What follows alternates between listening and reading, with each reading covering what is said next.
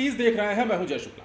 बिहार में चुनावी सरगर्मी के बीच छपरा में जो हालात पैदा हुए, जिस प्रकार गोलीबारी हुई और जिस प्रकार की तस्वीरें निकलकर सामने आई, वो वाकई में चिंताजनक है।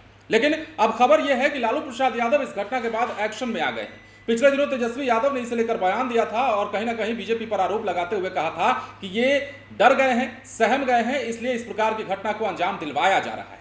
लेकिन अब लालू प्रसाद यादव भी एक्शन मोड में आ गए हैं और उन्होंने इस मामले में स्टैंड लेना शुरू कर दिया है। जिस प्रकार तस्वीरें निकलकर सामने आई, वहां माहौल तनावपूर्ण है अभी भी, और दूसरे दिन भी इंटरनेट की सेवा वहां फिलहाल बाधित है।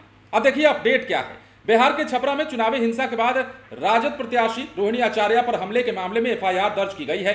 टाउन थाना क्षेत्र के बड़ा तेलपा स्थित मतदान केंद्र संख्या 318 और 319 पर सोमवार को मतदान के दौरान शाम में हुई आरजेडी और बीजेपी कार्यकर्ताओं के बीच भिड़ंत की जो घटना है वो अगले दिन और बढ़ जाती है। इस दौरान पत्थरबाजी, गाली गलौज और लाठी डंडे चलाने का आरोप है।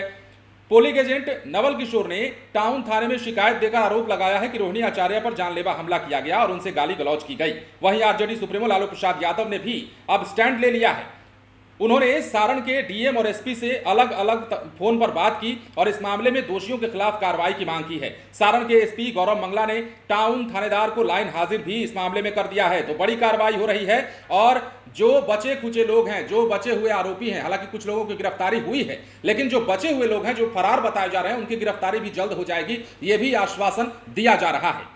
टाउन थाने में दर्ज एफआईआर में बताया गया है कि रोहिणी आचार्य तेलपा स्थित पोलिंग बूथ पर वोटिंग के दिन शाम में पहुंची थी और इस दौरान मौजूद लोगों से वो कह रही थी कि आपने अगर वोट दे दिया है तो यहां से जाइए, और इसी बात को लेकर गाली गलौज शुरू होती है। असंसदीय भाषा का इस्तेमाल किया जाता है। टाउन पुलिस थाना जो है मामले को दर्ज कर चुकी है और जांच शुरू कर चुकी है। तो इस मामले में बड़ी कार्रवाई हो रही है और यह मामला इतना बड़ा हो चुका है कि इस मामले में अब दोनों पक्षों के लोग एक दूसरे पर आरोप लगा रहे हैं। जो तस्वीरें निकलकर सामने आई उसके बाद पुलिस प्रशासन चौकस हो गई और ऐसा लग रहा है जैसे छपरा जो है पुलिस छावनी में तब्दील हो चुका है। और छपरा में हर जगह पर, खासतौर पर उस इलाके में जिस इलाके में ये घटना हुई है, भिखारी ठाकुर चौक के आसपास का इलाका जो है पूरी तरीके से छावनी में तब्दील कर दिया गया है और अब जो है इस मामले पर संज्ञान लिया जा रहा है। कार्रवाई की बारी है और कार्रवाई की जद में कितने लोग आते हैं ये भी देखने वाली बात होगी। जिस प्रकार घटना हुई, आपने देखा कि आरजेडी और बीजेपी के समर्थक जो हैं वो भिखारी ठाकुर चौक के पास एक दूसरे के आमने सामने आ जाते हैं।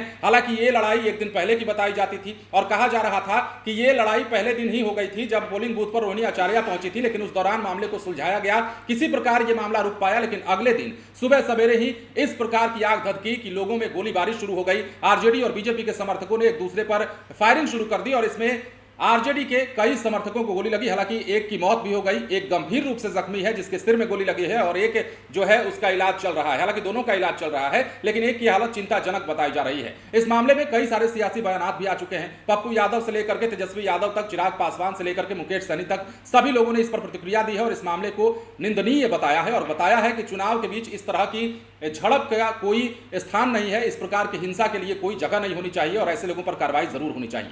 बने रहें लाइव सिटीज के साथ। धन्यवाद।